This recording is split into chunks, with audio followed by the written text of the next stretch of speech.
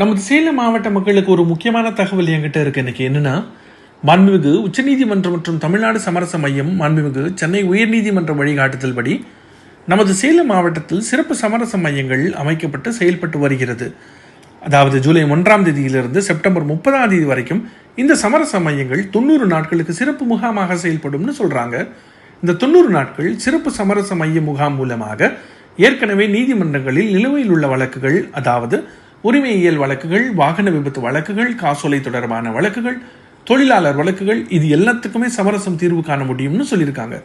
ஒரு தீர்வுக்காக ரொம்ப நாட்கள் நீங்கள் காத்துட்டு இருக்கீங்க அப்படின்னா இந்த சமரச மையங்களை நாடி உடனடியாக தீர்வு காணுமாறு கேட்டுக்கொள்கிறோம் அப்படின்னு சொல்லியிருக்காங்க. இந்த சமரச மையங்கள் 90 நாட்களில் வாரத்தில் 7 நாட்களுமே செயல்படும். இன்னொரு முக்கியமான தகவல் என்ன அப்படின்னா, நேரடியாகவோ இல்லை ஆன்லைன் மூலமாகவோ சமரசம் செஞ்சு கொள்ள வழிவகையும் செஞ்சிருக்கோம் அப்படின்னு சொல்லியிருக்காங்க.